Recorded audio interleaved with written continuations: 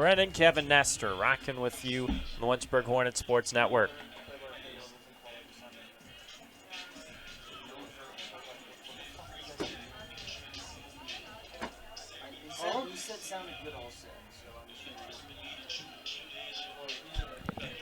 Dude, I think they're. Oh, he's saying no, comma, heard, play by. Oh, that's what.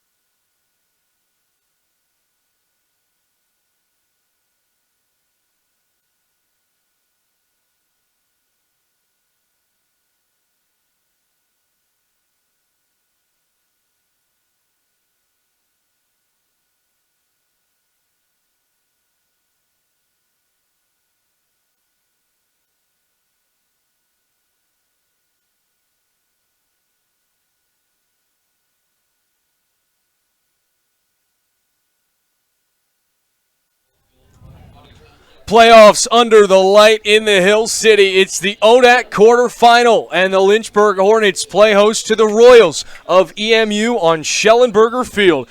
Joe Brennan joined alongside Evan Gates, Kevin Nestor, in which should be a phenomenal game to get us kick-started for postseason play here in Central Virginia.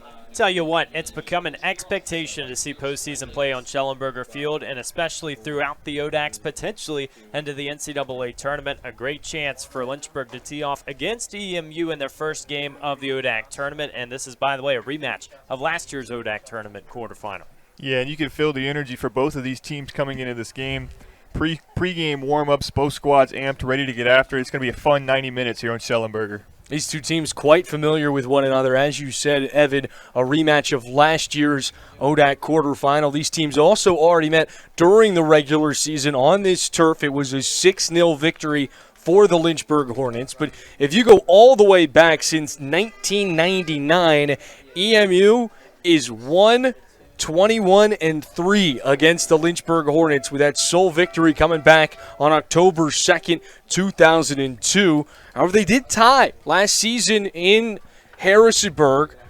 That was one of the more peculiar games we've seen of Lynchburg soccer, where the Hornets outshot the Royals 20-1, but it ended in a 0-0 draw. It's that same keeper between the pipes in Aldridge, who's someone that you've always got to have your eye on, Evan. If you're a Royals fan, you feel like that's the type of scenario you want in a game like this, because you know Lynchburg's offense is just firing at such a high rate, top 10 in goals per game in the nation, and Arledge is going to have to be a key piece to victory tonight. Yeah, you talk about the goals per game. Kevin, this has been one of, if not the most prolific offenses in Division III, and when you mix that with the under half a goal against average this season, it has been the perfect cocktail for Yeager and company. Yeah, absolutely. Numbers usually tell you the story, but you look at Eastern Mennonite's numbers, those aren't bad numbers by any stretch of the imagination. But you're looking at a team in Lynchburg that has so many top 10 categories, not in the conference, but in the country. This team has been so good this year, and they're just now kind of feels like hitting that fire piece. They're just now getting their feet back under them, ready for a playoff push, which is crazy to say considering they've only dropped one game on the slate this year. This is an EMU team that barely squeaked into the postseason. A big-time victory against Averett in their regular season finale, mixed with a Shenandoah loss here on Schellenberger Field, gave them a tie against the Shenandoah Hornets, and that stronger non-conference slate gave them the ultimate edge. It is a team that can be a little bit sneaky, but they're going to have to battle, as we talked about, one of the best teams on both sides of the ball across the entire country. And a guy that really embodies that for Lynchburg, Evan, is William Casey. Absolutely, and the center backs have been sensational all year long. You don't necessarily need to advertise them any longer because Hornets fans have already become so accustomed to seeing them on the field for all 90. Casey and Velasquez, the two to watch, but you feel like William Casey is getting involved on that offensive side. And when you have 4 goals already this season, that's a positive sign. Meanwhile, for the Royals, this is an offense that you certainly can't sleep on, and Toki is someone that really embodies that for their squad. 6 goals, 4 assists this season. He's the team leader, Kevin, with 16 points. Yeah, I mean, you look at the stats, and it kind of tells you the story. He leads the team in goals, assists, points. He's been their guy. When the going gets tough, he's the one they rely on. We expect to call his number quite a bit tonight, but he's got a tough matchup tonight going up against this really, really good back line for the Hornets. I mean, Evan, when we take a look at EMU coming in, trying to play upset and spoil one of the best Lynchburg seasons in recent memory, what do the Royals need to do in order to walk away with a victory? It starts with energy because, Joe, you look back to how they got here in that win against Averett. They were down 1-0 in the 80th minute. They scored 3 times in the final 10 minutes to even get to the ODAC quarterfinals. You feel like if you have that trust in your teammates, that's the start. But it also involves the first 15 or 20 minutes because if you get off to a slow start and the Hornets get up, they're really tough to score on. And meanwhile, in the same beat, Kevin, you look at Lynchburg this season, the best start in program history since 2023, which I know doesn't sound like so long ago, but that was a phenomenal year for the Hornets. What's so awkward about that year for Lynchburg is they lost in the quarterfinal to a Hampton-Sydney team 0-1 in one of those more peculiar games like that regular season meeting between Lynchburg and EMU from a year ago where Lynchburg outshot them 23-5, but it was one shot on target. That was all it took for the Tigers. So how does EMU try and recreate that, but more so how does Lynchburg try and avoid that similar outcome? Yeah, well, for Lynchburg, it's just playing moment by moment. You can't get too ahead of yourselves in these moments. You know how good of a team you are. You've built that DNA and that pedigree all year, but you can't let that kind of decide the outcome of tonight's game because as soon as you do, you're going to let a team like EMU right in the door. For EMU, you're kind of banking on that. You're going to see how they play. You're going to try to crack that armor and that strategy a little bit here in this opening half. See if you can get under their skin a little bit, play them a little more aggressive than they're used to. With that, let's walk you through the starting 11 for both sides, starting with the Lynchburg Hornets. It's Thomas Viscuso, the veteran keeper, in between the pipes. Then Torres, Casey, Velasquez, and Rouse make up that back line. Napier, Lopez, Correas, Viscuso in the midfield, and Wiley, Pask, and Andres Romero as the 3 forwards. No surprises, right? And this is that part of the season where Coach Yeager certainly has the blueprint formed. You just want to keep that going into the postseason. Now we look at the Royals starting 11 for tonight's quarterfinal matchup.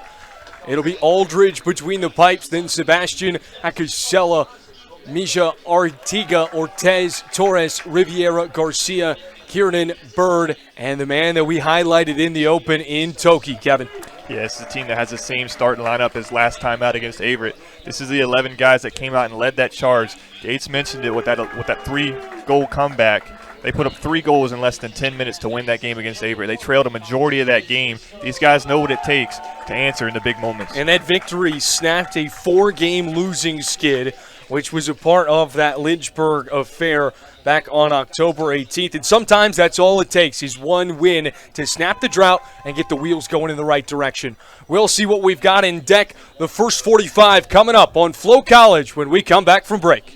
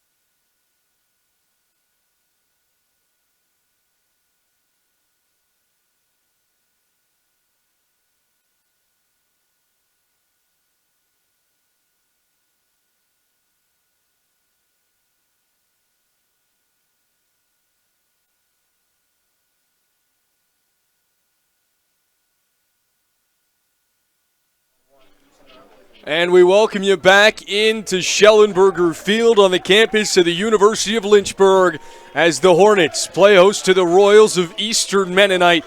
Joe Brennan, Evan Gates, Kevin Nestor alongside you on behalf of Flo College for the final game of tonight's quarterfinal round in the ODAC Men's Soccer Championship Tournament. This is a Lynchburg team that wants to keep the ride going because when you look at the start of the season, they had so much momentum, and you feel like with just one loss on the schedule against Hampton, Sydney, the CMU team knows it's going to be a tall task tonight, but it's got to start early in this game, and the Royals feel like here after a little bit of heroics at the end of that game against Averett, they've got a shot in this one. Absolutely, and that can be one of the most dangerous things for an underdog team is hope. Yeah, I'm telling you, Eastern Mennonite, this is a team that you cannot count out. They only lost one game in the opening 2 months of this season. This team knows how to win. They know what it takes to get down and dirty, get gritty, and come out with these tight victories. I'm telling you, this team could really surprise a lot of people tonight.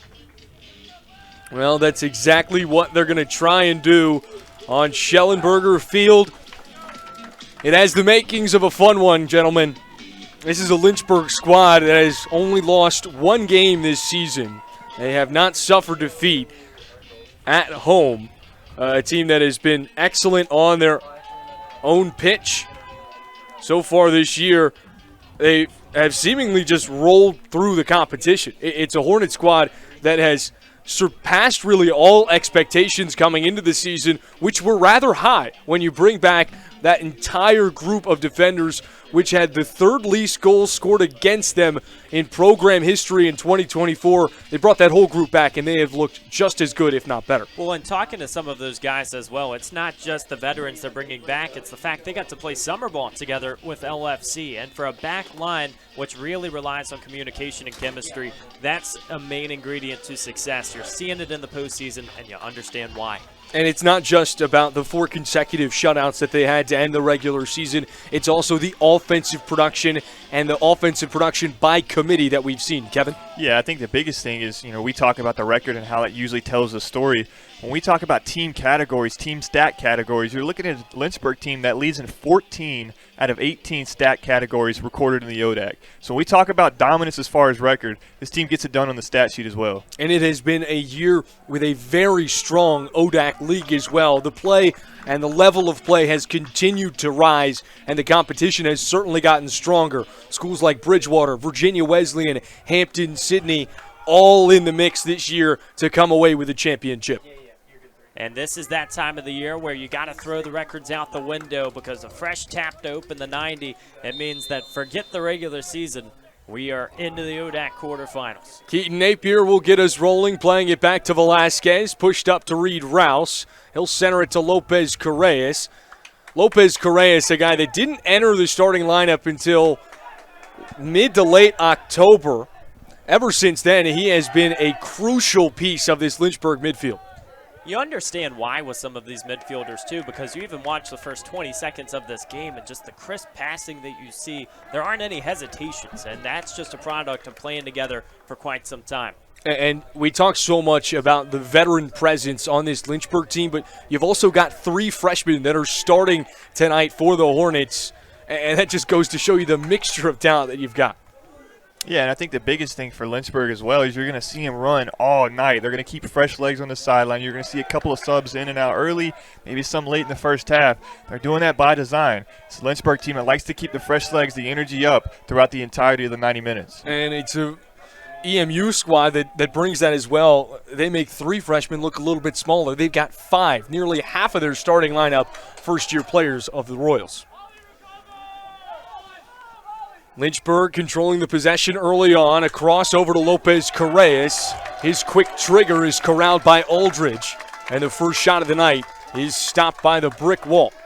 Maybe that's a good save for the heart rate, too, because Andrew Arledge, by the way, has had 63 starts in goal throughout his EMU career. He's a senior trying to keep his season alive, and, those emotions can really weigh on you, especially in a game like this against a tough team. Yeah, and I also think it kind of slows things down a little bit. See Lynchburg, they come out firing, they come out really fast. That's the tempo they like to play at. When you're able to shut down an attempt like that. Andres Romero just barely snuck it through, pushed wide left. As soon as you talk about how quick this team likes to play, you're going to see how fast they're getting out, they're gunning, they're shooting from everywhere here in the first 2 minutes of this game. This team likes to go fast. You're going to see that a lot tonight. Really good looks to start off this game. You got to think Lynchburg might be able to capitalize on one of those if they keep going at that rate. Lynchburg continuing to apply a whole lot of pressure here in the early moments. Napier played it back. Now Viscuso patiently over to Velasquez. EMU starting to ramp up the pressure.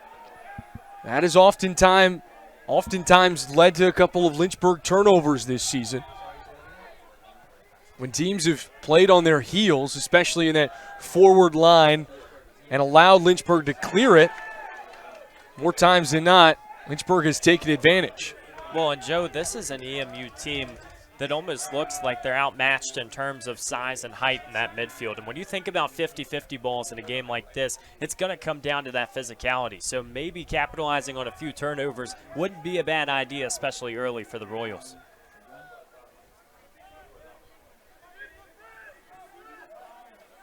Torres near side, guarded by Toki.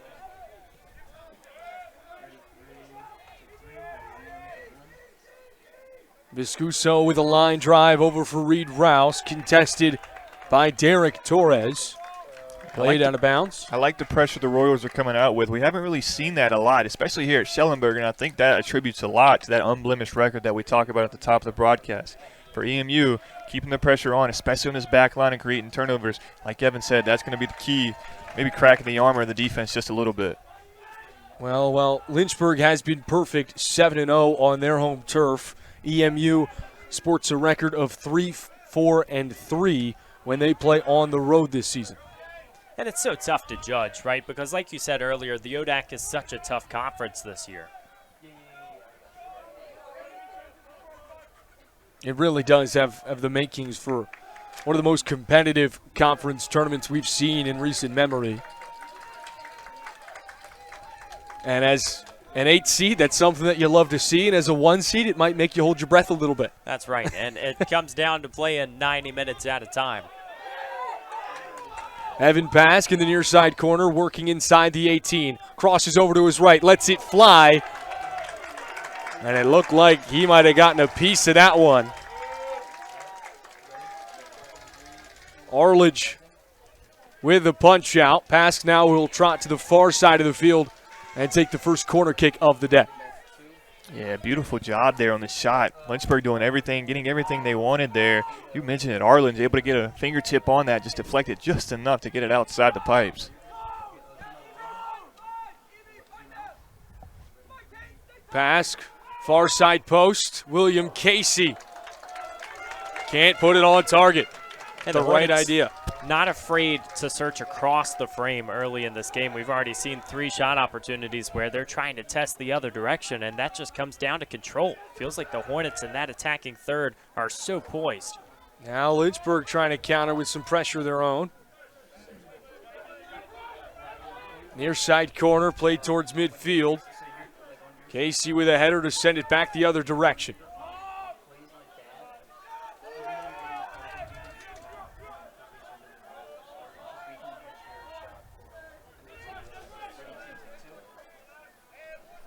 Ortiz played up for Sebastian.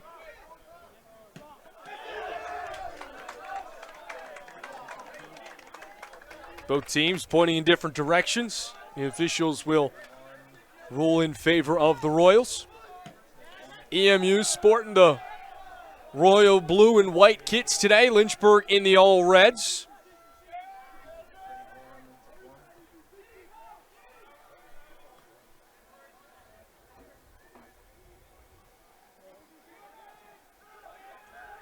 Casey goes through for Napier, pushed up downfield for Andres Romero, but he can't handle it cleanly. Now Wiley applying some pressure with Ulrich. And Arledge's long ball turns into a turnover. Played out wide, Lopez Correas. Diving inside and a slow roller. Corralled by the senior keeper out of Fredericksburg, Virginia. And that starts with Chris Wiley just narrowly being on sides and advancing that ball. And that discipline can really help you, especially when you get the numbers, because you know the speed that the Hornets have out wide. And we saw both possessions, both from the Hornets and the Royals, start with the pressure in the back line. I think that's going to be a key to this game, seeing who can create the turnovers and get their offense in the best possible scenario. See Lynchburg trying to get out and running here. And offsides call. Chris Wiley a little eager. Almost felt like copy and paste that last sequence, and this time just an inch or two off. But you love that aggression, and especially to see Arledge already way outside of that 18-yard box, maybe getting him a little uncomfortable at this stage of the match. It's a good sign for the Hornets.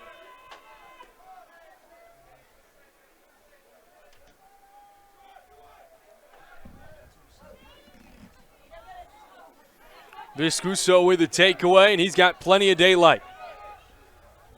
Little give and go, right back to him. The freshman running downfield, looking for a cross. Tipped away by O'Royal. Pass now for Napier. Drilled one last game in the rain from about that spot, 30 yards out. That was one of the prettiest goals we've seen on this pitch in a long time. Especially with the rain that night. That's going to be a memorable senior night for a long time. Lopez Correas on the carpet, reeled in by Arledge. Yeah, nothing's going to net from that possession, but something that we talked about to keep an eye on at the top of the broadcast, the passing, especially that transition passing that we've seen. Joe, you mentioned the give and go. I think that's such an underrated part of not only individual games, but as a team, what this offense can do to get each other involved.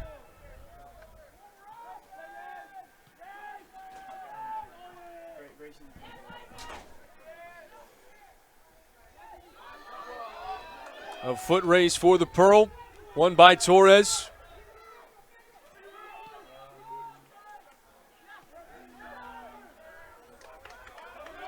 Lopez Correas with a beeline for possession. Working mano-a-mano. Beautiful ball laid out in front. Lopez Correas denied. Andres Romero recovers. Dancing towards the far corner.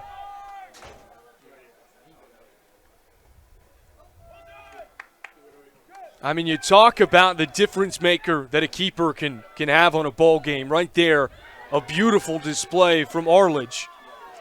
When Lynchburg trying to go tic-tac-toe right up the middle, that was a beautiful ball because you feel like the Hornets, with those goals per game, right at 3 in that statistic. I mean, if you get shots, you're going to get the goals, and it just comes down to sequences like that. Gives you a lot of trust as a coaching staff. And you got to think if Chris Wiley keeps putting those passes on a dime the way he is, one of these possessions is going to go their way. That's 2 really good looks that's been set up by Wiley. And it really does seem as though they're going through Wiley and then wanting to attack to the middle and through the middle on the offensive end. Well, and an interesting stat for Lynchburg, they have 6 players with 3 assists. So it's not just Wiley, as you see a little bit of physicality in that midfield to get a set piece, but I mean, there are so many Hornets that are lethal in preparing that attack. And when you get to the postseason, you see a few players maybe struggling a little bit going in. You need that variety. Yeah, we've talked a lot this year about this team being able to do it by committee. And, Gage, you hit it perfectly right there. 6 players kind of in that range, being able to do whatever you need them to do. That bodes well for a good postseason. Viscuso runs wide. It is wild and fascinating to see the difference in the offense from a year ago to this season. Last year's was certainly a productive offense. It wasn't necessarily a top-ranked offense like this year's is, and it really seems as though the off-ball creativity is something that has really brought this offensive group to the next level. And, Joe, I think a piece of it is just having new faces involved because Zach Whelan, Monzi Shalita, these old-timers, the veterans, you think about those guys. They had their own blueprint for so many years with Lynchburg, and all of a sudden that creativity is sparked by a few freshmen in the lineup, like you said earlier. And when you add speed to the equation, gosh, it's such a tough problem to solve. And you can look at it like if you've got Argentina playing and you take Messi off that squad, they're going to find different ways to score. I'm a big basketball guy. It's like when you took Carmelo Anthony off the Nuggets when he went to the Knicks. That was a great team that found different players found new ways to score, and that's really what we've seen this year, because oftentimes last year it was give it to Monty and get out of the way, or a set piece and let's find Wieland on a header. Yeah, and what's so impressive about Lynchburg is, Evan talked about speed, but at the top of the broadcast we talked about the size mismatch. It's moments like this right here when you get one of these throw-in or the corner kicks in particular, we're going to see that size advantage play in Lynchburg's favor, but also the open field speed, something to keep an eye on. The long ball from Velasquez is ultimately popped up towards midfield. Reed Rouse with a nice header to play it back to the two-time ODAC Defensive Player of the Year.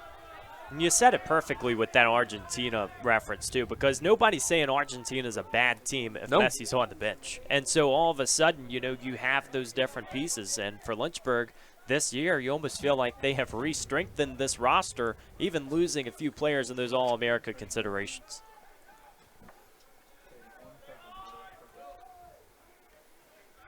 And it was somewhat of a similar problem, if you want to say, quote-unquote, for EMU this year. I mean, you look at their top two leading goal scorers this season, and they're technically tied with – it's a three-way tie with – one more time. You look at two of their top three leading goal scorers, two of them are first years. This is a group that is – we talked about it in the open. They've got 5 freshmen in the starting lineup. They have added new faces into the mix, and they've been quite productive on the offensive end this season. And they've had to find new ways to create offense and really create a new brand of EMU soccer when you bring in this wave of freshmen. Evan Pass called off sides. Lynchburg sideline does not agree with the call. And that was a nice run from the wider margins of the field. But, I mean, for this EMU squad, Jan Cesar had 2 goals against Averett. He has just 4 on the season. It doesn't have to be the main characters. And I think this team recognizes when you're trying to get a lifeline against a tougher team, it can be anybody out of the 11. Yeah, and I like that. But I think it's safe to say that both of these teams sort of exceeded expectations coming into the year with the way that their younger guys stepped up. I mean, Lynchburg especially losing 2 of their top offensive playmakers, being able to come out and have one of the top 10 offenses in the country. EMU, the same boat, losing some guys, bringing in 3 first-year guys like Joe mentioned that's come in and really elevated the offense to get them into this postseason.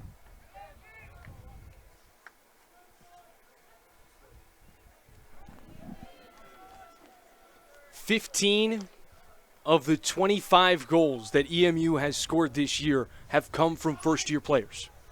This is a team that is certainly building that new style of Royal soccer and looking towards the future. And when you have that young talent and you're able to make an ODAC tournament in your first year of really rebuilding that new identity, that's a great sign for what's to come 2, 3, 4 years down the line. And that's when you need the culture to sustain it, right? Because you have the talent, and it feels like for 60% of the goals to be freshmen, I mean, not only is the talent there, but it's also the buy-in to go to practice every day. You get those guys back, you're in a big spot. Once again, a nice stop from Arledge. It's Chris Wiley again being in the right place at the right time, right in that midfield area. You're going to see Lynchburg. We talked about it. That's going to be where they attack from. Really good opportunity there, and it's been that man kind of center of attention for the Hornet offense so far.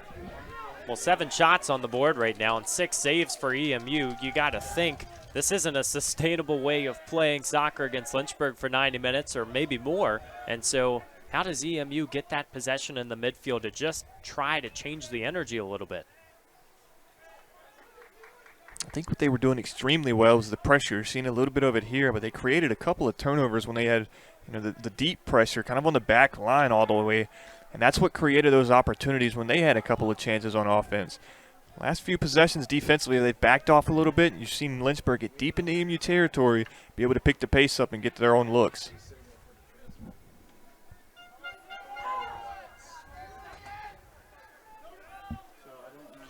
Napier will play it back for Casey.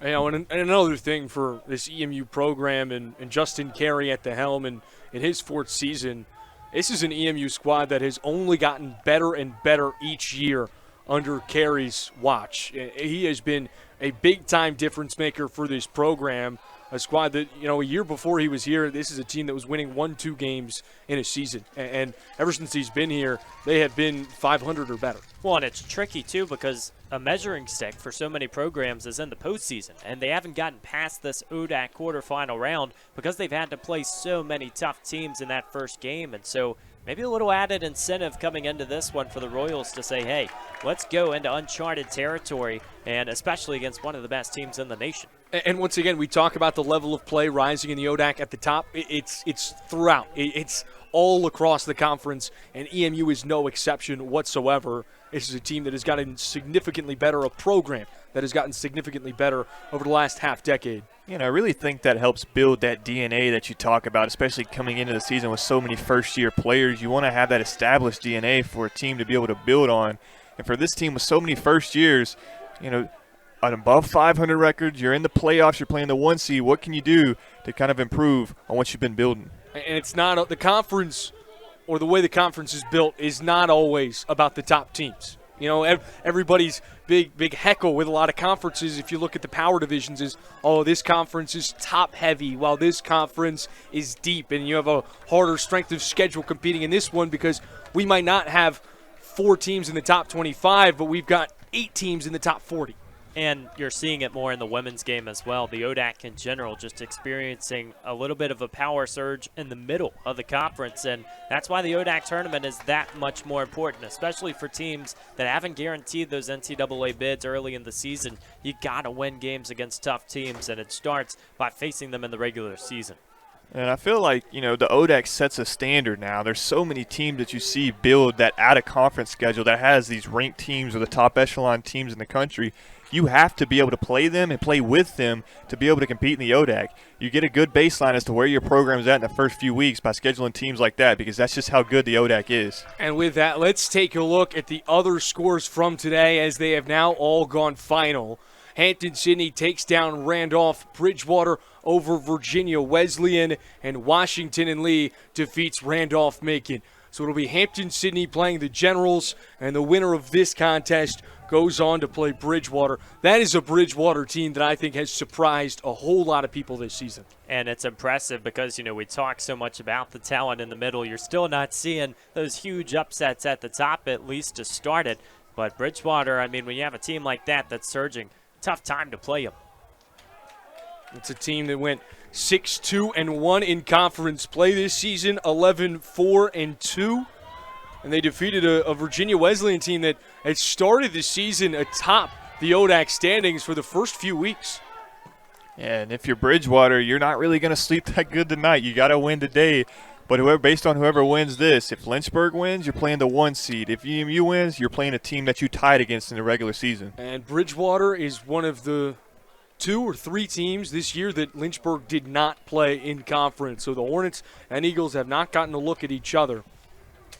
Now, if they collide here in this ODAC semifinals, do you think that's almost better for Bridgewater? Because if you don't know what you're seeing yet, on one side, you can't go and worry about it, but you also got to make sure that you're prepared, and that's going to be a matchup that is very interesting because you kind of got to throw the stats out the window. I don't think anybody's feeling safe at this point of the year. Not at all. I think everybody is on high alert. You know that the competition is good, especially right now it's been all the favorites. It's been the top seeds that have advanced, but in narrow fashion.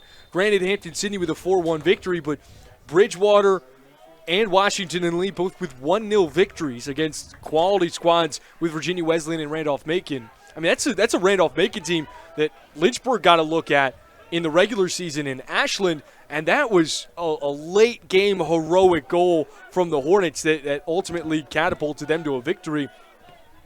And we've seen Lynchburg and Washington and Lee go at it. You just know that everybody remaining is the strongest of the strongest. Yeah, and what's scary about that, sorry, Evan, but what's so scary about that is you look at a team like Hampton and Sydney, that was the biggest quote-unquote blowout win of the day so far. That's a team that, as the 3 seed, is one of the scariest. Lynchburg's only loss this year, that Hampton and Sydney team. Andres Romero with the left foot. The freshman puts Lynchburg on top, 1-0.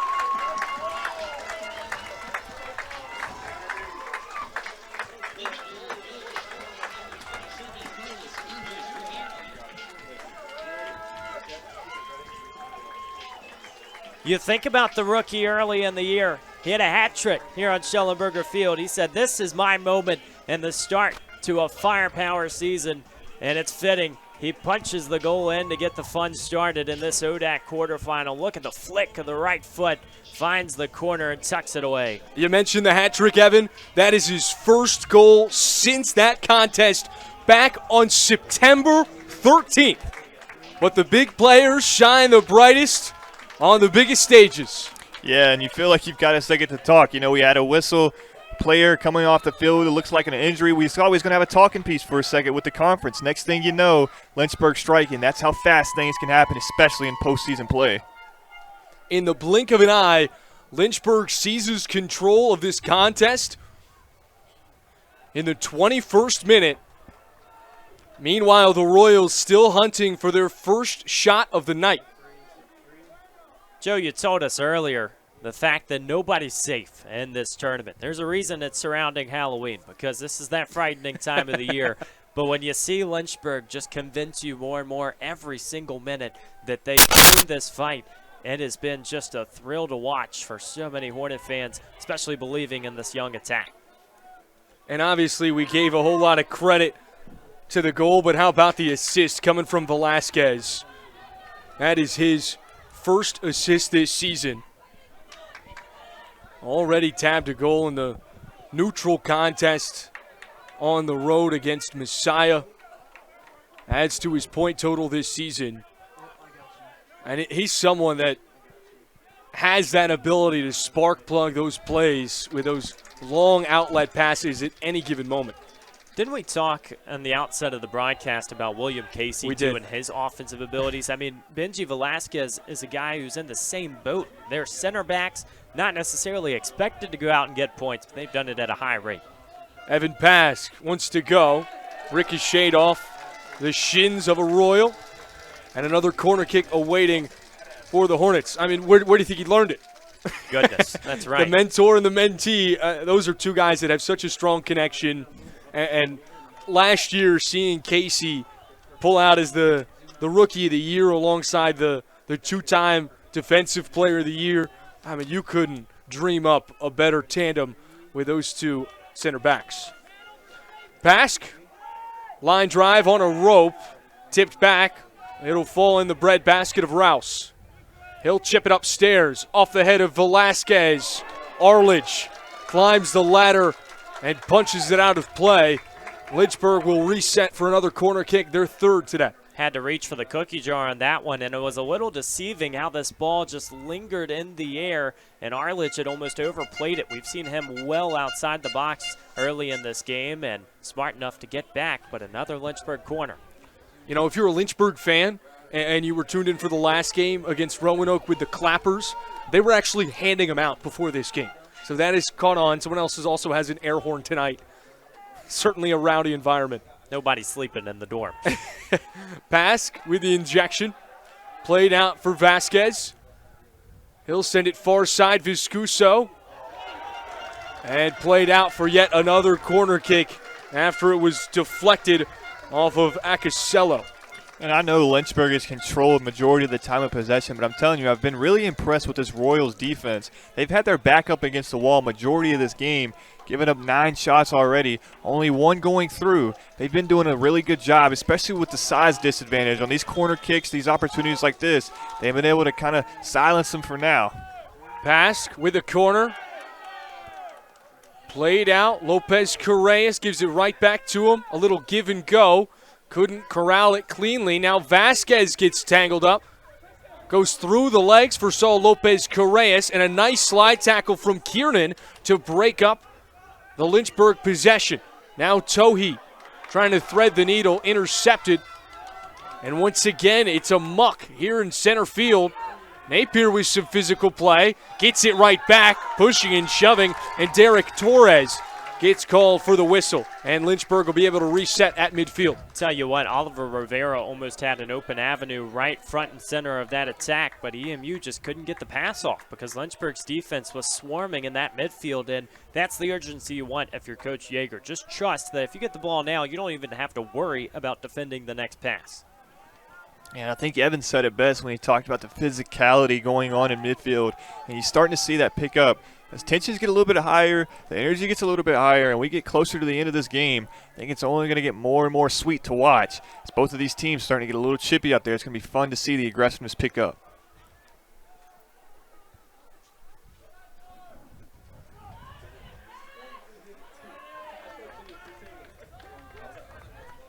Near side, Hector Ortiz.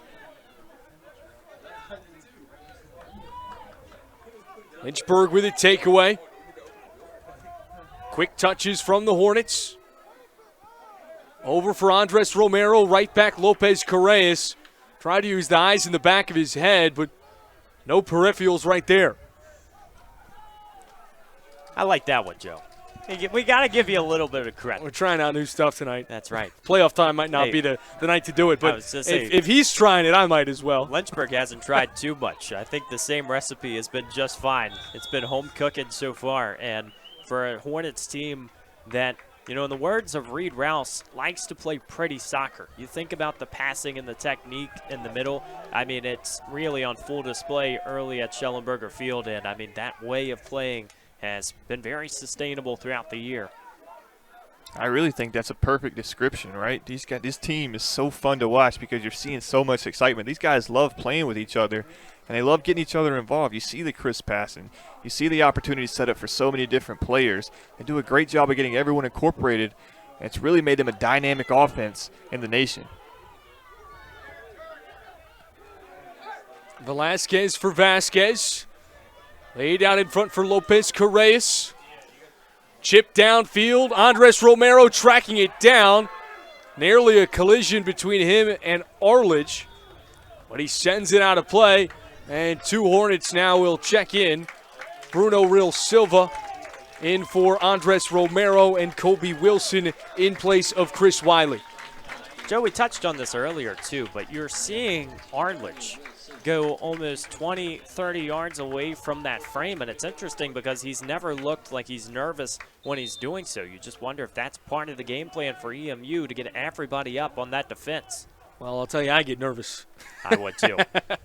Especially when you know you got a team like Lynchburg who is not afraid to fire.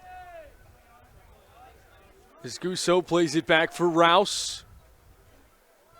Trying to attack the near corner. Lopez Correas got tangled up and committed a penalty. Looked like that was with Mejia Ortega, pardon me. A little bit of contact there. It almost looked like the turf monster might have jumped out for just a second.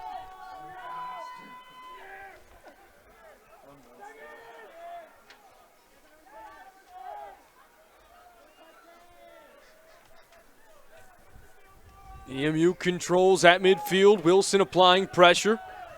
Flipped over for Ortiz. Sticks his foot in the ground and turns upfield. Dished out wide. Santisteban played downfield. And this will be a corner kick. That's an uncharacteristic mistake from Lynchburg, and I think what they were trying to do is maybe bury that throw a little bit deeper and force a throw right in the final inches of the turf. Instead, EMU's going to have a corner, and set pieces are golden opportunities to get back in a game when you're not maintaining that possession stat. Garcia and Bird, a little bit of a conversation going on in this corner.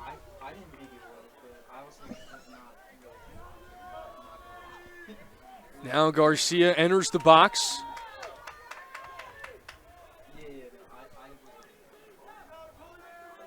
Interesting to see Tohi unattended to. They go far side post. Tohi charges in. A nice contest from Real Silva. Now he's out and running. Real Silva guarded by Tohi. You know, you talk about the size that Lynchburg brings to the table and how especially you see it in that forward midfield line. Tohi on the smaller side, standing at 5'6". I'd ballpark and say 165. But, I mean, this kid has some burners. He's got the wheels. And that's what you need, right? What's that X factor going to be? And he's been in a spot all season where, if he's allowed to run down that wing, not only is he going to help your offense, but he's going to stop the other attack because there was fresh runway ahead for a moment. Okay, we've also got the roster right in front of us. Tohi, a $135. So I was 30 off. Maybe if he's soaking wet coming out of the pool. I mean, that might. Stick to broadcast. We got to go tell all the math teachers. If it was the Price is Right, I busted. That's no right. good. You didn't go over, though. No, I went well over. I went 30 over. Oh, yes, you did. I beg your pardon. Center of the box. Tipped away. Colby Wilson tracking it down. Pushed out in front for Real Silva. Or Lopez Correas, rather, and he got tangled up and hit the deck hard. See, in the soccer game, I don't know what's better. Is it overestimating or underestimating on stuff like that? Depends on the position, right? Guess if you have a defender and you say 135, you probably want somebody who's a little bit stronger on that back line. I couldn't tell you, man. I couldn't tell you last time I was 135. That's why they're playing the game, though. You got a little bit of variety, right? You need every type of soccer player out there. Us distance runners have the opposite problem. we can't add. Right now, the physicality is certainly ramping up. You can start to feel the intensity rise on Schellenberger Field right about now. That sense of urgency is only going to pick up more and more as this game moves along. And do you think EMU kind of sniffs that they need to equalize sooner rather than later? Because, yes, it's the first half, but you can clearly tell, and some of these challenges, going both ways, that this is an important lead going into the halftime huddle. Played out by Casey. Rivera tries to place it inside. Lynchburg now with a chance to counter. Colby Wilson. Plenty of real estate. Colby Wilson working to his right. Lets it rip off the post. Put it on the woodwork. That was some killer carpentry for a moment because the way that he set up that shot, he looks outside, looks towards the midfield, and he says, let's just let one rip. And inches away from goal number 2. Yeah, beautiful job by our camera crew. I mean, we had to look right down the line, and he set that one up on a beautiful line. I mean, 2 inches? 2 inches is a lot in this game. Quick takeaway from the Hornets. Colby Wilson through the legs. Isaac Cruz! 2 goal scorers, 2 freshmen, and the Hornets lead by a pair. Well, 2 goals is a lot in this game as well, and the Hornets will congregate with a little extra celebration because EMU, as they started to sniff that they could still be in this fight, is suffering a big-time jab here in this first half. Isaac Cruz with his first goal since October 4th. And it comes at a big time in this contest. I talked to Cruz a couple of weeks ago, and he told me, when I first got here, I'm not going to lie to you, this game moves really fast. And it's a big difference for playing in high school to move into the ODAC. But I feel like I've gotten a lot more confident there, and I feel like I'm really starting to build that foundation. That looks even more so evident tonight as he tabs his first career playoff goal. And how about Colby Wilson letting it go 5-hole right through the legs? Nobody was home. Isaac Cruz answers the door. Hello. What a possession. I mean, like you said, Eastern Mennonite, they start to get something going. They have a couple of corner kicks that they have an opportunity to capitalize on. Couldn't get anything going, even the throw-in. So time to set something up offensively. That gets extinguished so fast. That's just how quick this Lynchburg team likes to play, and it shows how fast they can strike as well. I just can't get over the beautiful Meg from Colby Wilson. And it all started with that defensive pressure from the front line, which is something that we highlighted on EMU's side of the field to start the broadcast, but Lynchburg just with absolute textbook pressure right out of the whistle. And it happens on a dime because it feels like the Hornets have things materialize so quickly. And we talked about playing pretty soccer. I mean, if that's not pretty soccer, you're going to have to grab your magnifying glass because it has been a very impressive style of work so far from Coach Yeager's squad.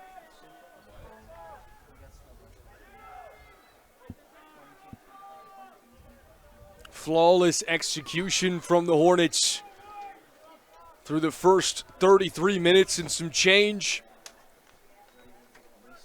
EMU, you talked about starting to feel that pressure before heading to the intermission to tighten this contest up.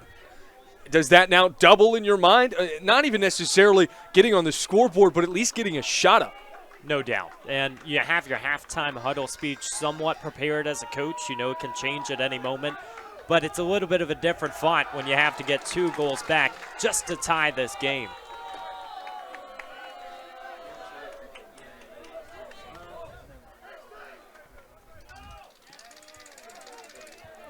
EMU has had no room to breathe whatsoever today. Absolutely suffocated by this boa restrictor of a back line. And for the Royals, you got to feel like you got to get something going to close this half out. When the score was 1-0, you still saw the energy on the sidelines, the passion from the crowd that was wearing that royal blue. Even the players on the field still thought, there's a way in there with some of the pieces they had. Now things get a little bit harder. You got to try to find some momentum in the final 10 of the first. Now, we'll do a little counterpoint here because this is a team that trailed to Averett and allowed the Cougars to score with 73 in the 73rd minute, and they had an answer, and they responded with 3 goals of their own as Viscuso tries to become the 3rd freshman to score in tonight's affair as Cristobal Massanet and Rodriguez check into the contest for Lynchburg. But this is a team that for such a young core, they have shown they have the adversity and they have the mental strength to come back in late critical games and come out on top. Yeah, absolutely. I like to say, resilient, and it's so impressive to see such resiliency from such a young team because they haven't been in those spots before. They don't know what it's like in those moments. But, in your first year, you're coming out and you're able to come back and put up 3 goals in 10 minutes. And it's not like that was just some random game. That was the game to get you this berth. That was the game for you to make the playoffs and come play the number 1 seed. So this team, like you said, they have the pedigree to be able to do this. It's just about keeping that energy up. You got to go down the bullet points, though, because that was 1 goal against Averett, a team that, isn't even playing at this level. And you think about Lynchburg, a team that has been so stout defensively. You look at the defensive stats throughout this year. They've only allowed 8 in 2025, and so even getting 1 can be tricky. You think about 1 more tally for the Hornets, and that might be the ball game. Di Lorenzo, the team's leading goal scorer, with a cross. Oh, my goodness. Colby Wilson tried to put it in the top left corner. Was the step ladder from Lowe's or Home Depot? Because he had to go way high to try and reach this one. And if he tucked that away in the upper 90, that's one of the best goals we've seen all season. And he comes in, whenever he subbed into this game, he came in for Chris Wiley. And you kind of got to wonder where that momentum comes from. He comes in, subs into that midfield, and picks up exactly where Wiley left off. I mean, the energy there. He led to the second goal score there. You saw it with the Meg. He comes back right there and is just inches away from a header. His energy and his ability to play, it's right up there with the best in the country. And we talk so much about Lynchburg's ability to prevent goals from being scored. And a lot of times you're going to turn to the keeper and say, we have a first-team all-conference player between the pipes in Viscuso. It makes sense. But you look at the saves per game. He's only averaging 2 just because of how flawless this defensive group has been this year. I mean, you look at the shots on goal. There's only been 4 times this season where a squad has gotten 5 or more shots on goal against Lynchburg as Vasquez puts one on the carpet that's scooped up by Arledge. And then even if you just want to go the shots route, there's been 6 games this season where Lynchburg has held their opponent to 2 or less shots.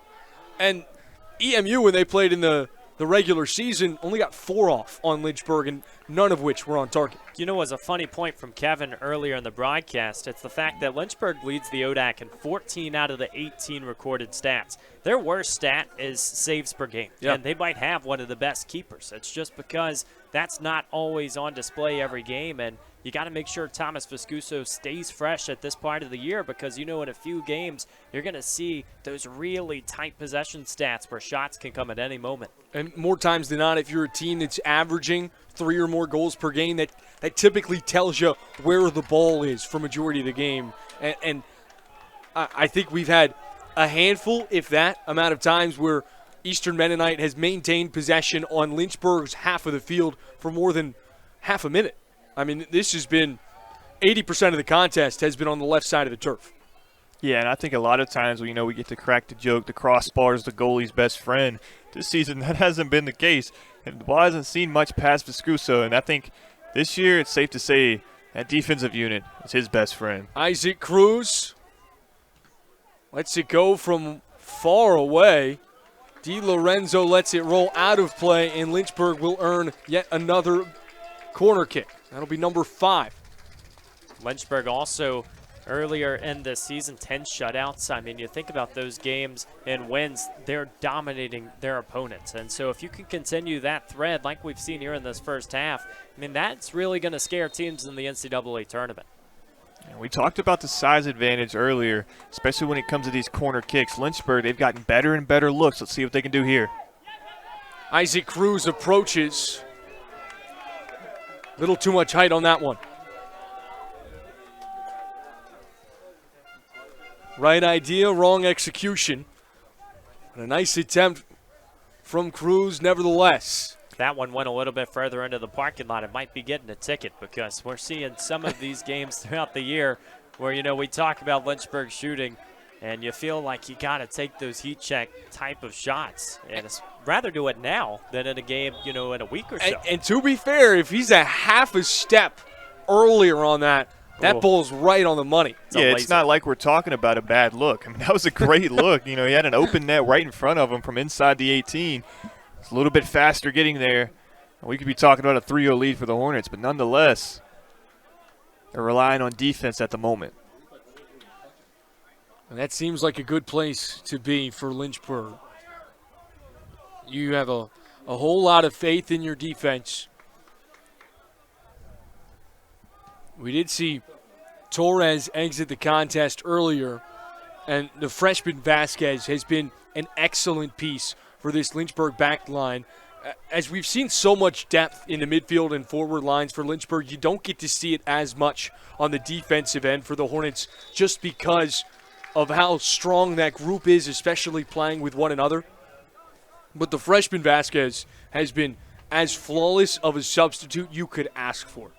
When you have wins like this or leads like this, that can be important too, because like you said, that back 5 or so probably is going to play 90 minutes almost every night across the soccer season. And so you think about getting those guys rest when your offense has done the work up front. That's going to be beneficial in the postseason, because Lynchburg wants to extend it as long as possible. Simon Yoder enters the contest in place of Elijah Bird at the midfield line.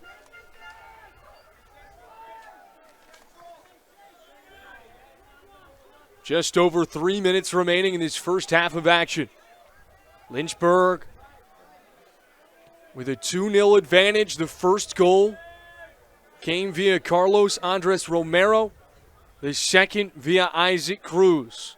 A tandem of freshman forwards that have made their mark in the ODAC postseason to kick off the quarterfinal.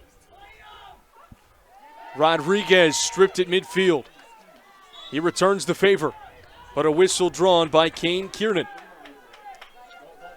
And emotion fouls at this point of the year is also going to be really important, because you don't want to have any pointless red cards coming into the equation that would keep you out of another game. Obviously, still a lot of the ODAC tournament left, but you do think about how your chances are impacted by every single little decision now. Yeah, and I think when you see that, I think that's the coaches, that's what gets under their skin the most. When you see those emotion fouls, especially at this point in the season. At this point, you know what you got to do to win. Oh my goodness, an own goal. A self-inflicted wound by the Hornets, and EMU cuts the deficit in half. That is the 9th goal they've given up this season.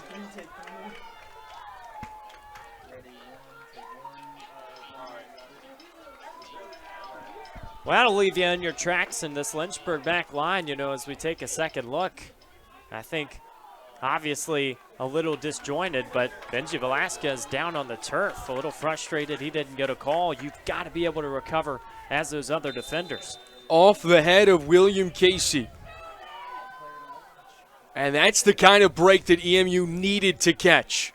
Right when you talk about something like an emotion foul getting under a coach's skin, sets up an opportunity for a mistake like that. That's where it all began. And now you get the sense that this game has taken a complete 180. That is something that a team, we talked about in the open, the one thing that makes an underdog team so dangerous is hope and belief that you can come away with a victory. And that, the ability to go into the locker room with one goal on the scoreboard without taking a shot, is something that really makes you feel like you have hope. Has that ever happened in ODAC soccer? Probably, but not through 44 minutes of action. Not at all. And that's so impressive because, I mean, this is a team at EMU who obviously, like we said, is struggling to get that possession stat up. But now you just got to beat Lynchburg 1-0 in the second half. I mean, that's a lot more feasible, and especially in a game on Schellenberger where Lynchburg has been overpowering, but it hasn't necessarily been your offense failing. It's just been the fact they haven't had the ball. Yeah, and we talked about that comeback pedigree that this team has, but now when you give them the momentum, like Joe said, you flip the script going into half. This is going to be another ball club coming out of that halftime break. They're going to be rejuvenated. They're going to have a lot of energy, ready to get after it. Like you said, Gates, only down one. That makes a big difference in the second half. Ball rolls out of play. That will most likely bring us to a close. Viscuso might try and just send one deep on a hope and a prayer. That feels like this is how we're going to wrap up the first half. I'm sure he's got a lot of pent-up frustration. I think he's got 120 yards in him. Well, what an exciting first 45 to kick off the quarterfinal. Lynchburg had a handful of great opportunities to begin this contest, just absolutely pelting Ulrich between the pipes, and eventually the Hornets were able to squeak two through. It was the freshman that found the first one of the day in Andres Romero, then Isaac Cruz followed it up with his second, and the Hornets ultimately scored 3 goals in the first 45, but they head to halftime with a 2-1 advantage. EMU still not able to get a shot up, but they've got a goal on the scoreboard. Evan? You feel like this is exactly what they needed, gift wrapped under the tree to go into the second half. I think there's going to be a really different discussion now for Lynchburg than there would have been at about the 40-minute mark, and a lot left to unpack. Well, we'll step aside momentarily. Second half of action coming your way on Flo FC from the Hill City.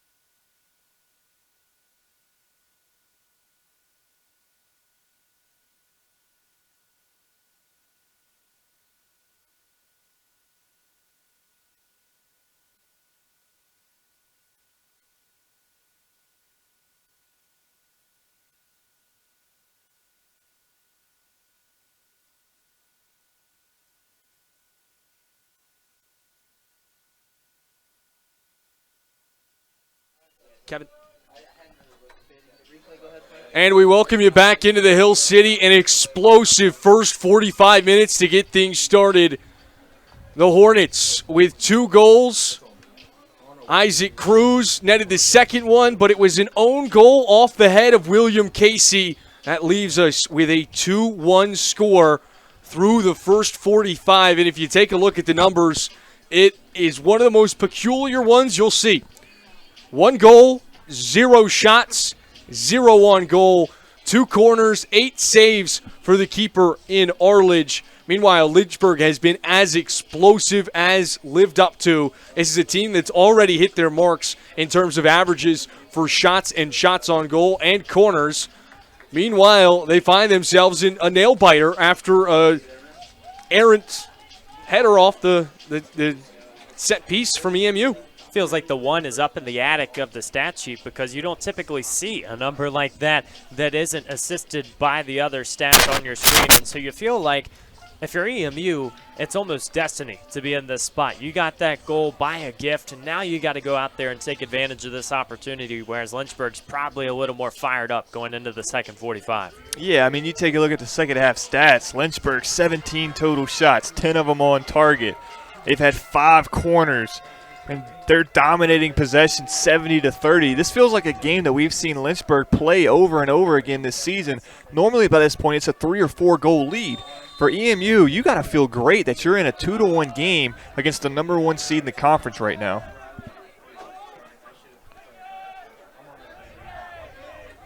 This will be very interesting to see how each of these sides showcase adjustments coming into the second half. If you're Lynchburg, you got to feel pretty confident about the brand of ball that you have played thus far. Meanwhile, EMU, you feel great that the deficit has been cut in half, but you don't feel like all the problems have subsided, just still without the ability to get a shot up on the board. And here's the issue, right? Because if you're this Lynchburg coaching staff, I don't think you can course correct too much, but you do recognize that errors like that own goal are going to be even more costly in the postseason. So how do you make sure this back line is still intact while also reassuring the positives? Well, I feel like there's a lot of trust back there. We've harped all year about how that's such the veteran group of this team. They've been here and done that. Obviously, that's a mistake you don't want to see from them. But I don't really think there's a lot of coaching points to lecture these guys on. They understand it was a mistake. They understand what they got to do to be better. I think their adjustments are going to show you that here in the second half as well. Now we started to see that intensity really ramp up towards the latter part of that first half. It'll be interesting to see how the physicality also plays a factor as we move things along. Velasquez, long throw in, center of the box, off the head of Casey. Corralled by the keeper.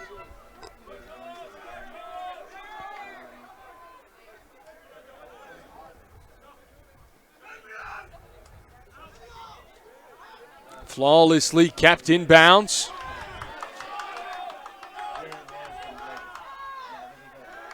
Crisp passing and excellent footwork to get it out of trouble over to Ortiz. Now he'll reverse the field. And Lynchburg just continuing to harass the Royals with constant pressure.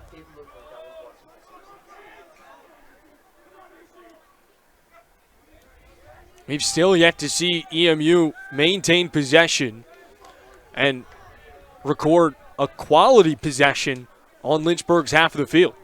Yeah, I really feel like that last possession you just saw by the Royals was probably their best of the night.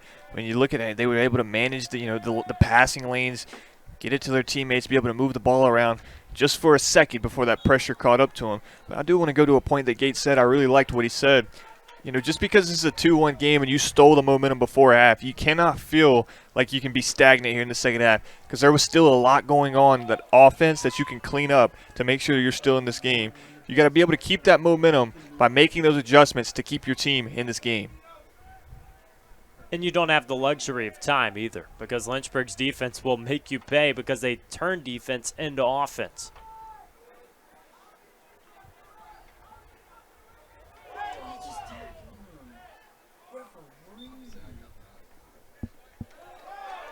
Whistle blows it dead, and EMU will take possession. Lynchburg sideline up in arms. Seems like the officials questioning as well. Take a look at the replay. That's quite a bit of contact. Comes across the midsection, really just goes and lays him down. I think that was a right correction from this officiating crew. They've done an excellent job tonight in this match. You know, when you're not talking about them, that's when they're doing a good job and just keeping it consistent. Yeah, I think with the intensity and the physicality that we kind of come to expect with postseason soccer, they've done a really good job of managing what these teams can and can't do. Pask with a chip. The header from Viscuso punched away by Ulrich. What a phenomenal performance he's put on tonight. Everybody on this EMU bench running their hands through their hair saying, how did he get to that one? It was a one-handed save. Another set-piece opportunity for the Hornets, extinguished by Eastern Mennonite. 10 saves tonight for the senior keeper. Arledge has done everything and some.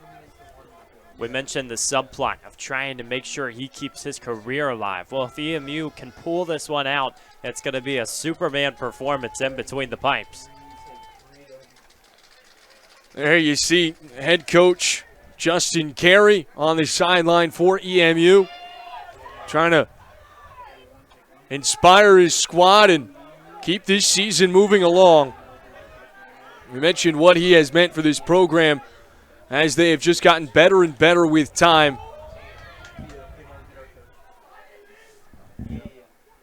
And you've really got the tale of two coaches for Lynchburg, a veteran in Chris Yeager, looking for his 10th ODAC title this season.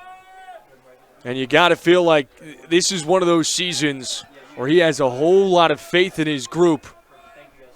But nothing is given, especially in the sport of soccer, which can be one of the less forgiving sports, where you can play your best brand of ball and still exit with a loss.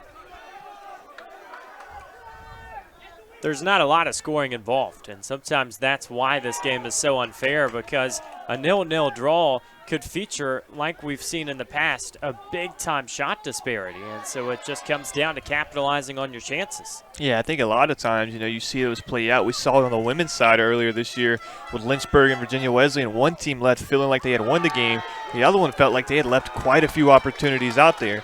So I think, like you said, those opportunities, they don't come often. So when they do, you got to be able to capitalize to make sure you're taking advantage of your opportunity, especially in the postseason. Now this is where EMU capitalized in the first half. A set piece from a very similar spot on the field. As you take another look at the physical contact that resulted to the whistle. This is an EMU sideline that's getting louder and louder as this game progresses. They understand the moment. Off the head of Viscuso. Trying to keep it away from his older brother. Reed Rouse with an excellent clearance.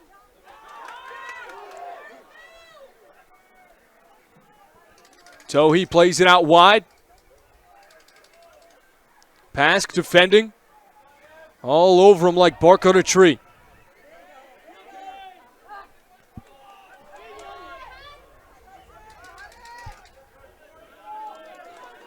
This has been the longest EMU possession on Lynchburg's half of the field, but it was short-lived. A turnover from the Royals. 2 words, unforced errors, and those are the ones that will really kill you, especially in a second half. You're trying to build momentum and just hold possession in the midfield. I've got 2 words for you, Evan. Lynchburg, Eastern Mennonite, must-see TV. Okay, we got the NBA references back. I love it. It has been must-see, especially at the end of that first half. I'll tell you, that might be one of the trivia question types of scenarios to say, hey, a team has 1 goal and no shots. Tell us how it happened.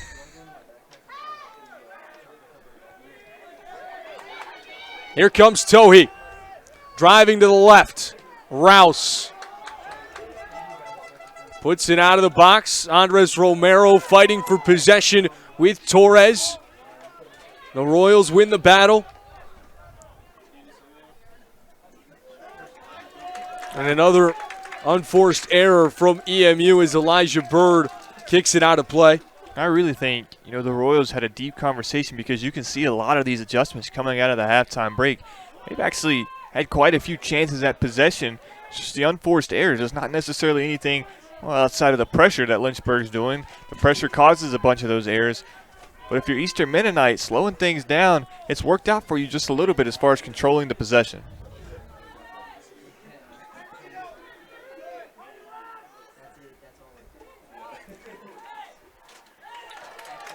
Lynchburg driving along the baseline, the centering feed. Snared by the senior keeper, Arledge.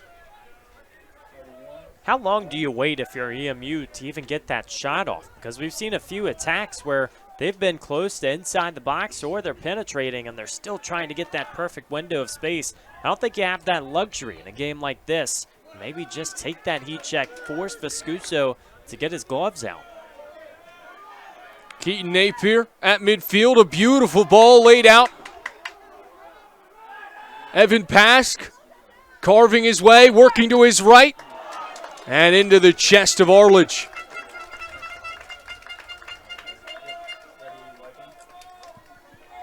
Take another look at the pass from Keaton Napier, the local kid.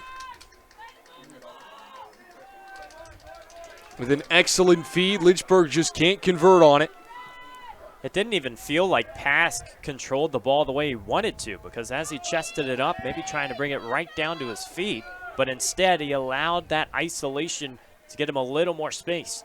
Make that save number 11 for EMU.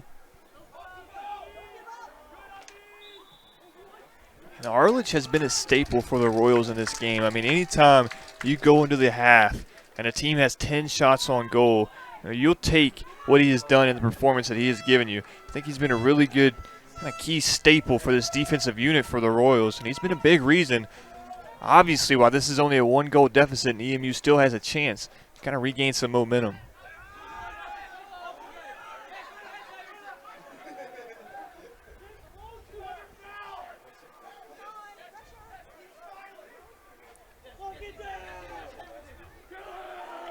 Clean passing from the Hornets. Creates space for Napier. And Tohi rips it away. Torres to the near sideline for Garcia. Double team comes, he gets rid of it. Now EMU looking to attack, but once again just can't get close enough to let one fly. And Lynchburg will settle and wait for numbers. This is what's so dangerous about Lynchburg. It's when they can maintain possession and almost park the bus. They're constantly looking down the field, but that defense can spend all the time in the world just holding on to the ball, having just 33 and a half minutes to play. Yeah, I love that. That's really good analysis because you see them to the naked eye. It looks like they're just kind of passing around, maybe wasting a little bit of possession, but they're looking for something. They're looking for something on offense to go because it happens so fast. In a matter of seconds, the ball will be from right here on this spot in the back line to the back of the net if you're not careful. EMU had a great look for some transition right there. Once again, just the small miscues have really hurt the Royals tonight. Those self-inflicted wounds, especially those in the offensive zone. To take another look at the physical contact, we're starting to see more and more whistles as this moves along. Everybody fighting for possession. KC trying to go downfield. He'll set Lynchburg up with great field positioning. Well, and EMU is no stranger to contact either, because in that Averett game, Averett had 4 yellow cards and late in that match. And you just feel like, as you get into the clutch moments, you're going to need players to go out there and just be a little bit of aggressive, but also a smart aggression, making sure you control it.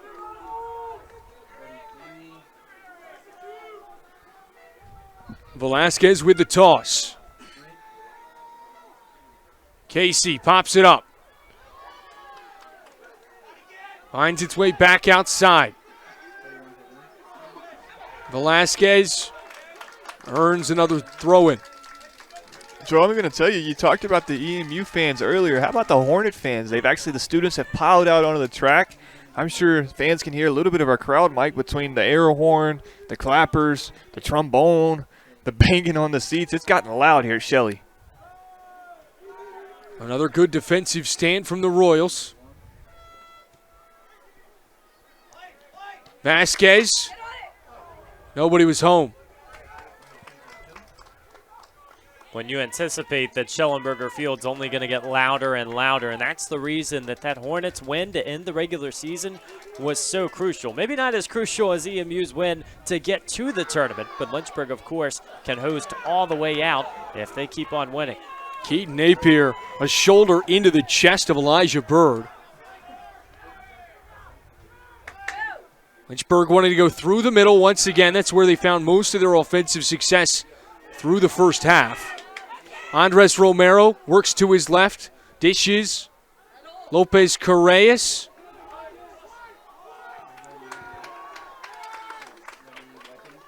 And a Hornet turnover.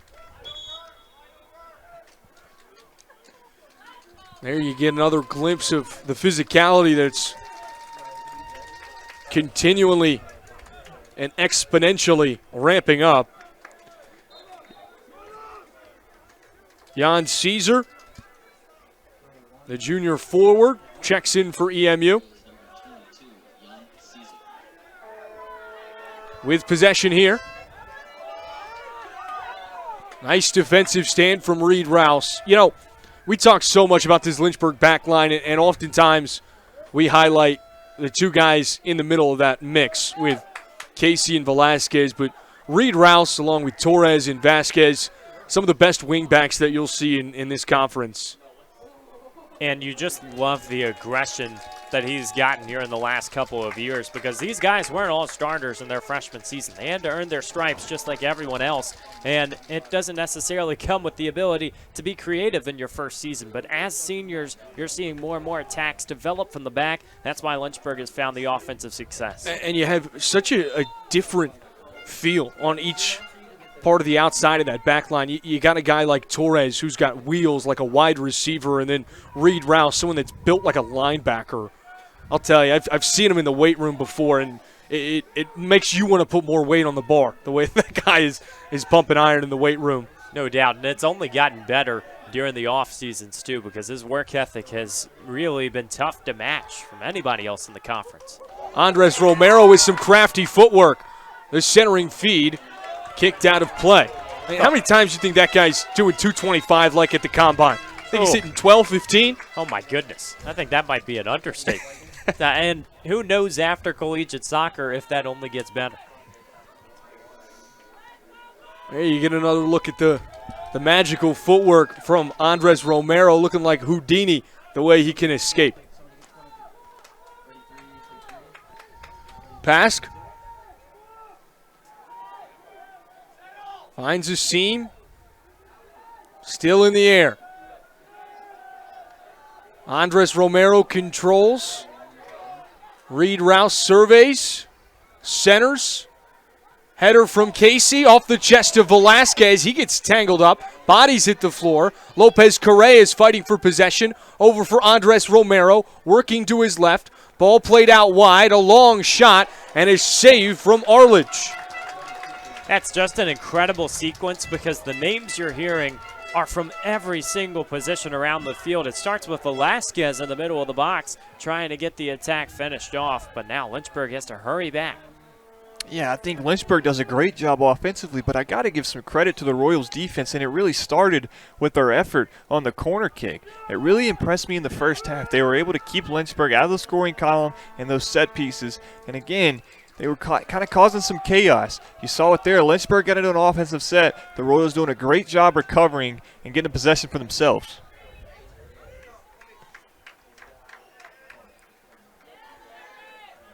And gentlemen, we have surpassed the 63rd minute, and we are still awaiting the first EMU shot of the evening. And doesn't it feel like they have been in this contest just as a result of that goal before the halftime whistle blew. And to have a one-goal disparity right now, Lynchburg has played so much better in the midfield and getting that possession and out-strengthening their opponents, and this game is still not over. Lynchburg has not played in a game this season where they have held their opponent to a donut in the shot column. The closest they've gotten was one shot allowed against Randolph back on October 1st. Reed Rouse. Andres Romero. Poked away. And possession stays with Eastern Mennonite. Yeah, Joe, you talk about scoregamis in the NFL. Wonder if that one's ever been done in the ODAC. Seeing a game end with a goal on the board but no shot.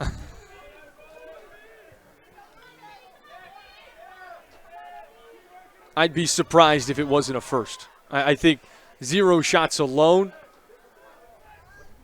it's got to be under a dozen, at least in the last decade. And with 1 goal, great positioning for Andres Romero. This is where he thrives. Crosses over for Rouse. Tried to connect with Pask. Tohe gets a toe on it. It's a beautiful job by the Royals. I really respect the defensive energy they've come out with. They've been doing a really good job of getting in those passing lanes, not allowing Lynchburg anything easy. You talked about it at the start of the second half. Lynchburg was doing a lot of their damage from the middle, and Eastern Mennonite has done a really good job kind of controlling that third of the field, forcing Lynchburg out wide and disturbing some of those passing lanes. Napier got tangled up with the ball. Here's Garcia. Rouse trying to force him to the end line. Casey's right there for support. A hope and a prayer of a cross. And a host of substitutions now for the Hornets. Colby Wilson will take the spot of Chris Wiley. Real Silva in place for Andres Romero. And Di Lorenzo subs in for Evan Pask. And, Joe, you don't want to be too critical of that EMU attack, but that's an opportunity that has to go in the box. And you got to make sure that you're finding a way to at least get that shot off because, I mean, you mentioned it's a cross, but it just lingers around, and Lynchburg's defense is going to be after it all night long. I really just don't think you can undersell how good this team has been in almost every facet of the game. And it's like you do our film study. Is Lynchburg off and running again before the whistle gets blown for offsides? Trying to interrupt my train of thought yet again. That's how fast it happens. You know, we do these breakdowns and these kind of analytical things that try to pinpoint exactly what we can talk about for a team. What can they do? You know, what are they doing good? What can they do better to talk about? Lynchburg doesn't have a lot of the latter. They excel in almost every area. I think that's what makes it so impressive that Eastern Mennonite is still within a goal, considering we're over an hour into this game. I think the main thing, if you were saying Lynchburg could improve upon, if you're Yeager and you're looking at the stat sheet, you've got 20 shots, 13 of which have been on target, which is a great percentage in that regard. With 2 goals on 13 on target, you'd like that to be a higher percentage. And a lot of that credit needs to go to the keeper. Yeah, absolutely. He has made life quite difficult for this Lynchburg attack. And you talked about him coming in. He was the one senior guy on this Royals defense that had seen this Lynchburg team and how they've kind of evolved over the years. And he's really stepped up to the test tonight. He has had career highs against the Hornets. What's the penalty of excellence for the Lynchburg offense, too, because we're sitting over here complaining about the fact there's 2 goals on the board. That's because they're averaging 3. I don't know many clubs in D3 soccer that have averaged 3 throughout the season. And so as the Hornets continue, you know, goes back to that stellar back line and to have allowed 1 goal, you just hope that number doesn't increase. Last year, he set a career high against Lynchburg with 11 saves. He's already got 12 tonight. Lopez Correas lets it rip. Deflected, recovers, and capitalizes on the rebound. It's the night of the first years.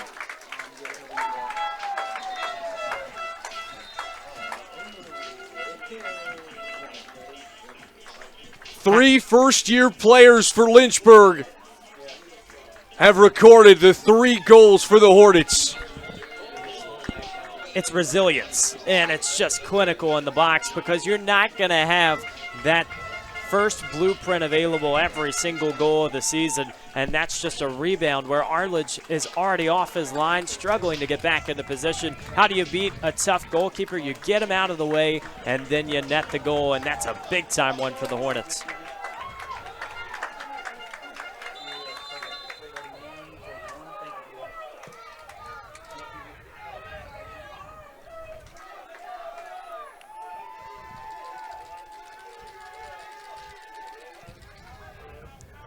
Lopez Correas with his 3rd goal this season.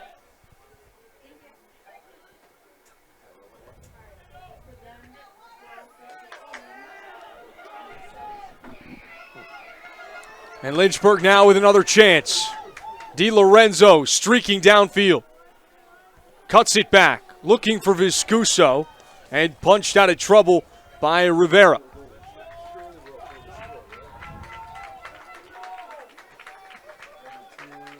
I cannot get over how impressive it is, just how fast this Lynchburg team operates. I mean, the goal there, the opportunity that we just saw in front of us, these things happening, like they materialize so fast. You see these possessions that take 2-3 minutes off the clock, well, they're trying to find something, and all of a sudden, it's like a light switch flips, and the ball's in the back of the net.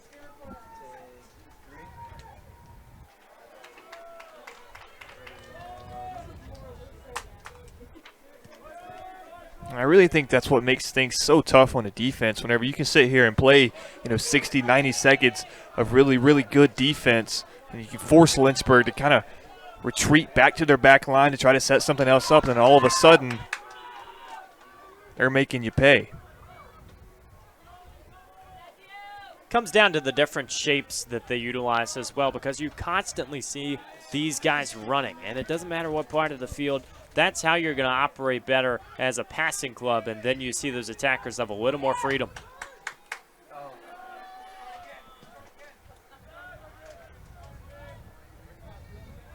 Velasquez from way downtown. Oh, my goodness. The full body extension from Arledge. It has been a career night for the senior. Don't think Velasquez is winding up and firing from that far out if he doesn't think he's capable of making the shot. And that was really top-notch material, having to go top shelf for the save. But Lynchburg staying on the doorstep in the attacking third. Yeah, that was impressive from Velasquez. That's from Curry range. That's from the logo in midfield. And like you said, Gates, not only was it on target, but it had the velocity to make the defense worry. Viscuso charging in. Nearly deposited it into the top right corner. Trying to go bar down. See, all of a sudden, this Lynchburg offense is functioning with a little bit of a different volume, because we saw most of the shots early in this match happening from 5 or 10 yards out, a lot of quick passes inside the box. Now they're saying, all right, let's let it fire. We have a 2-goal lead. You get one more, you likely put this game to rest for good.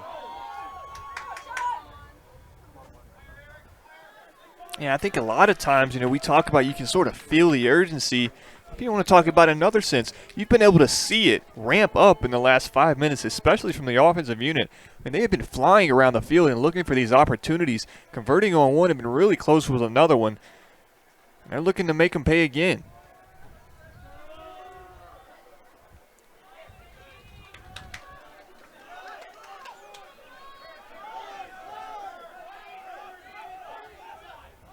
Rouse surveying. Over for Napier. Swings to the far side of the field.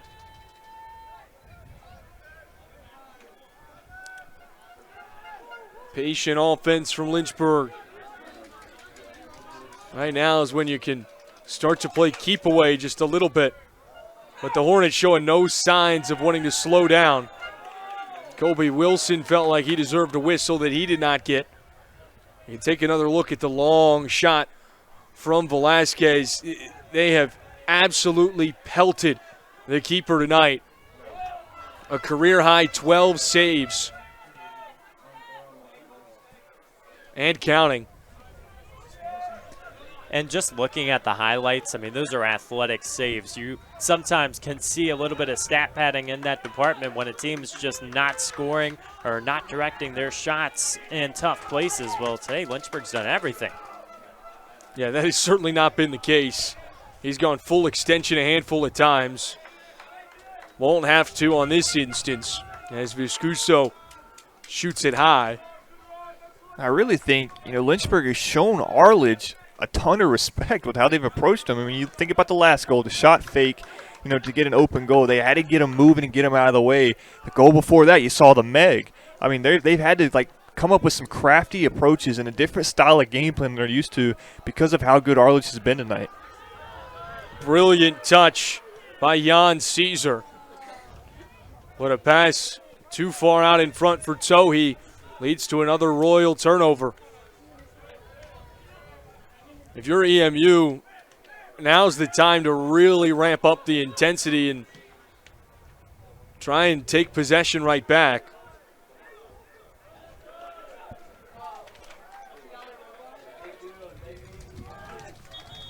Lynchburg with no real need for a sense of urgency at this stage in the game.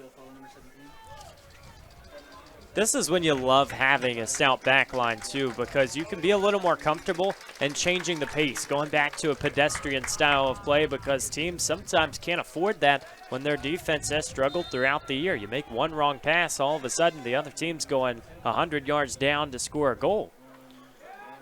Ventura and Garcia back in for EMU. Evan Pask re-enters the affair for Lynchburg. 15 and a half left to be played in the ODAC quarterfinal between the 1 and 8 seed. It has been an excellent night for Lynchburg, aside from what felt like one drastic miscue at the time, an own goal off the head of Will Casey. But all beside that, tonight has been one of the most dominant displays of soccer we've seen from the Hornets in recent memory. The Royals still searching for their first shot of the night. Meanwhile, the first years have led the charge for Lynchburg's offense. Andres Romero, Cruz, the two men that tallied one in the opening 45, and Saul Lopez Correas gave Lynchburg a 2-goal advantage here in the second half.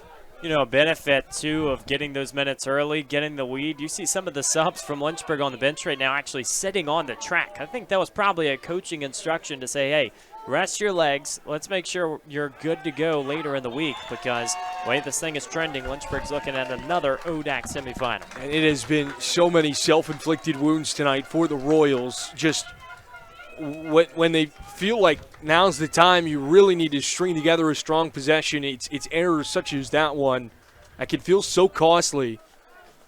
A poor touch that rolls out of play, and Lynchburg earns their 11th corner. You really want to start to talk about it. It feels like it's go time. It feels like it's crunch time for Eastern Mennonite. But again, you just go back to that game against Averett. Cruz across the box, rolls out. Di Lorenzo.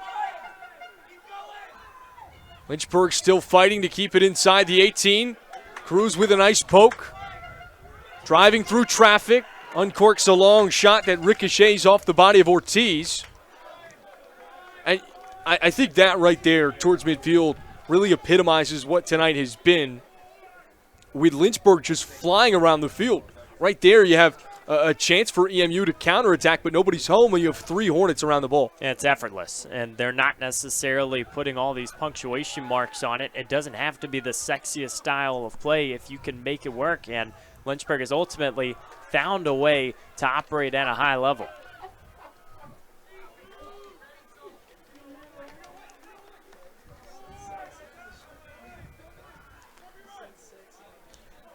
Napier for Pask. Finds Rouse over for Wilson. Colby Wilson has it poked away from Ortiz, but once again there's a Hornet around the loose ball every time. Wilson now redirects for Viscuso, reverses the field for DiLorenzo. He wants to take it himself. Now Wilson. Back for Cruz. Cuts to his right. Now it's Pask. Working one-on-one. Little shimmy shake. An opportunity with the left foot, but once again, it's extinguished by Arledge. Yeah, another great chance for Lynchburg. I mean, Pask showing off the one-on-one capabilities. You don't want to go one-on-one with that man, and that right there is why. But then, only part about that is you got Arledge lurking right there in between the pipes, ready to make you pay on a shot.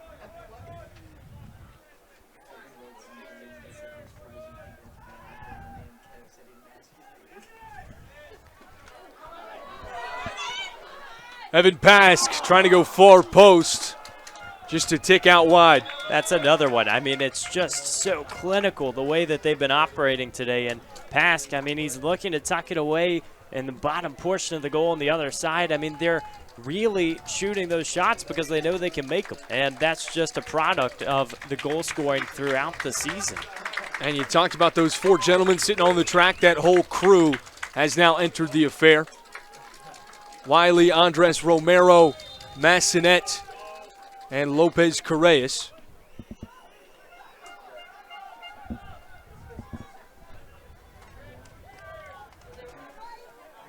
You know, we've done a whole lot of highlights tonight regarding this host of first-year student athletes for EMU, but you also have to factor in those 6 seniors that are playing potentially their final game in the white and royal blue. And Arledge has done a great job of just epitomizing leaving it all on the pitch. Well, even if this game goes down as a defeat, the fact that they could get there the way they did, those 3 goals in the final 10 minutes, I mean, that's a moment that that will stay with you for a really long time. Back of the heel for Reed Rouse. He's going to let it fly, and another save for Arledge. Make that save number 14. His previous career high was 11.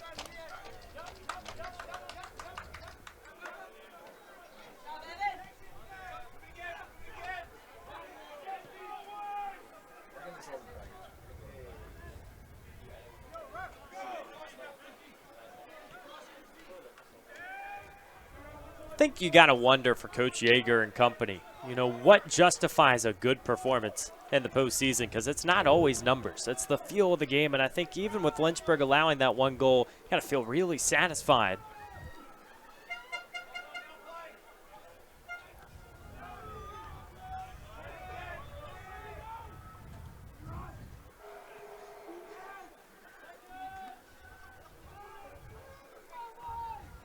Andres Romero off the body of a Royal in the mix. A scrum on the inside. Nevertheless, the Hornets maintain possession. Reed Rouse can control out wide. 9.5 to be played. Pask for Cruz. Right back to Pask. A little give and go action. I really like that point you bring up, Gates. You're talking about how good this team has played. I mean, outside of the Christmas present of a goal that Lynchburg gift wrapped and handed to Eastern Mennonite, Eastern Mennonite has just been extinguished in all facets tonight. I mean, Lynchburg has done everything almost to perfection outside of just a couple of mental errors. Obviously, the one costly one that we continue to highlight. You continue to clean those things up. This is a team that's poised for a deep run in the NCAA tournament.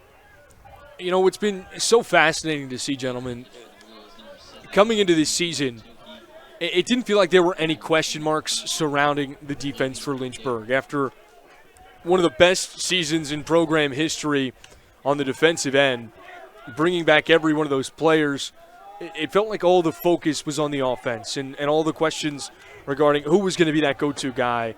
Is it an Evan Pask, a DiLorenzo, a Chris Wiley, and without a doubt, all of those guys stepped up this season and played a very large factor in the offensive success. But it's tough to ignore the first-year production that we've seen is Chris Wiley puts it off the woodwork and into the back of the net. Another Hornet goal right on cue. Wiley calls ball game, and you feel like Lynchburg, who has had its firepower from the freshmen today, is going to get a statement from one of the vets, and the right side of the post is a little extra friendly to Lynchburg for goal number 4. Well, earlier you called it the goalkeeper's best friend, and this time around it sides with the forward. Chris Wiley. All right, that's brilliant. It's impressive. Yeah, and I feel like if there was if you had a 15-second recap of what Lynchburg soccer has been this season, it would be that entire kind of sequence right there. The defensive stop, get out and run in transition, find your veteran in the midfield, let him go to work. He did exactly that. And you got to feel like that's the nail in the coffin for Lynchburg. But as we go back to the point right before Wiley rudely interrupted us. Terrible. It's a mixture of not only those guys continuing to make progress as individual players, but also the new pieces that you add into this mix with those first years. With Andres Romero, Cruz, Lopez Correas, all guys that it took them a second to really build that foundation. And once they became established pieces in this Lynchburg lineup, this team just flourished like nothing else. You take a look at the beginning of the season where you draw 0-0 with Barry, and you really start to feel like, okay, this could be somewhat similar to the problems that Lynchburg faced towards the beginning of last season, where it was those instances where if you get just one, you feel like you're winning a game, but you always sweated getting that one. And since these gentlemen have continued to make progress forward, and the freshmen and those first years in general established themselves, I mean, this has just been unbelievably explosive. Lynchburg did not agree with that call. It seems to be the right one as we take a look at the tackle from Velasquez. What's a little extra contact? And, an interesting point. You talk about the attack being so refurbished this year for Lynchburg. That needed to happen because you're losing guys like Benji Velasquez and company next year. And so if this defense doesn't necessarily miss a beat, you're going to have a really complete package, not just for the rest of the season, but the next few years. Last game against Roanoke, Lynchburg's coaching staff received a yellow card. They do not get one tonight, even though they have been quite vocal at the officiating staff in the last 60 seconds. I'll tell you what's impressive, Joe, just talking about, pieces fitting and gelling together. And I sound like a broken record talking about how fast Lynchburg has been, but it's worked. Caesar, upstairs. Viscuso, the first time his name is called tonight, steps up. One shot, one save for the senior keeper, Thomas Viscuso.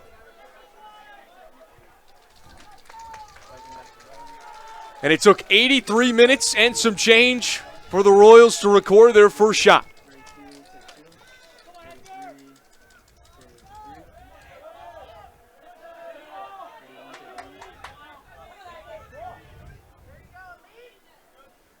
Tohi with some flashy footwork.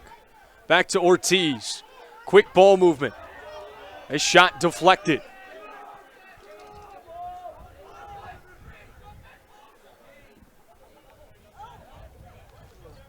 EMU fighting for their season. That one looked like it was off a Royal.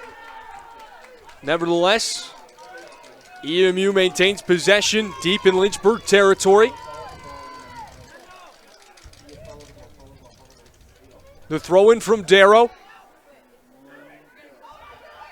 Ball still loose. Ping-ponged around on the interior. Tohi keeps it alive. And Pask kicks it out of play. I really feel like this is the pace and the energy that EMU has been missing throughout the game. It took them about 80 minutes to find it, but this is their rhythm. This is what they like to do. Darrow once again. Cruz couldn't locate it. Possessed by Garcia. Trying to run a two-man game. Kicked out of bounds, and Darrow will sprint to the far side of the field to put us back into play with 5 minutes remaining, trailing by 3 goals. And we haven't even seen the long throws yet from EMU because they haven't gotten this far into territory. And so you just feel like the Royals need to use it any way they can. And now it would have to be a furious surge in the final 5 minutes, of course. The clock has stopped as Lynchburg is going to bring in a substitution. Keaton Napier in for Will Casey.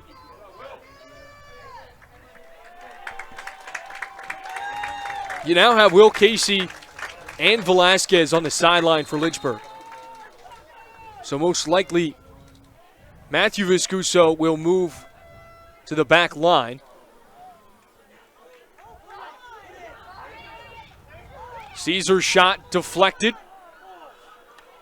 Ball poked out to Cruz. Over for Wiley. He still wants to push. Lopez Correa surveys over for Andres Romero. Lynchburg with a break. A through ball for Evan Pask, taken away by Tohi. I almost think that ball not only had to be a little bit further, but maybe lofted in the air, because we've seen Arledge a few times throughout this game go well beyond the line. And, you know, if he gets too separated from that frame, Lynchburg might have a 5th and final tally. But we've talked about it throughout this game. You can use that possession stat to your advantage now. Lynchburg won't need a 5th goal. And the confidence that you get with units like this, your secondary or tertiary options, that's really going to help in the postseason if you have injuries or players that aren't in the game for all 90 minutes. Tertiary? Yeah, we had to go into the English books for that one. Sorry, partner. That's Saturday an SAT night. word. Reed Rouse with a little two-man game. The centering feed. Stolen by Arledge. Just over 3.5 to be played. 3 goals needed from the Royals.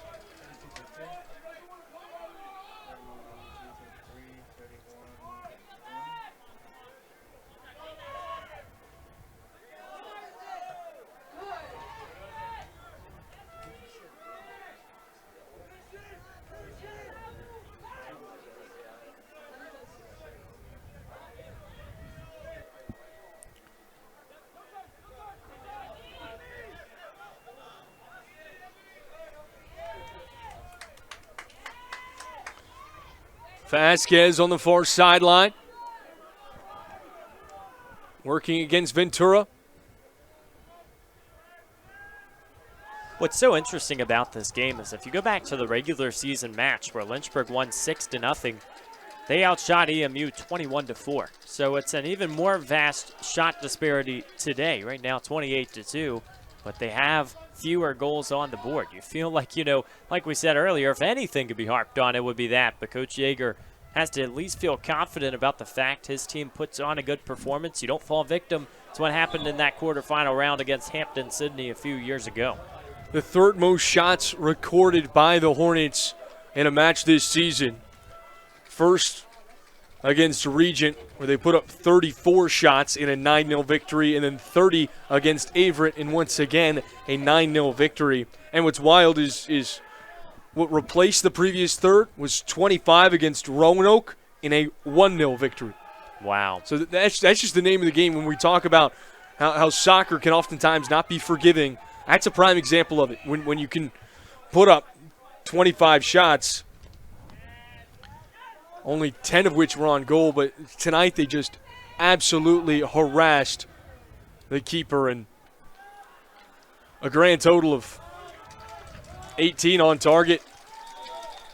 That's going to make life difficult for any keeper. Another group substitution. Audie Shaver, Chris Bovo, Bruno Real Silva, and Fisher Daniel in for Lynchburg. Pask, Rouse, Wiley, and Andres Romero to the sideline. 1:34 to go, and seems like this one is all but finished. Lynchburg, it will advance to the ODAC semifinal. A date with the Bridgewater Eagles, one of the few ODAC schools they did not see in the regular seaon a Bridgewater team that really came out of the woods this year. They were not projected to finish where they did at the start of the season.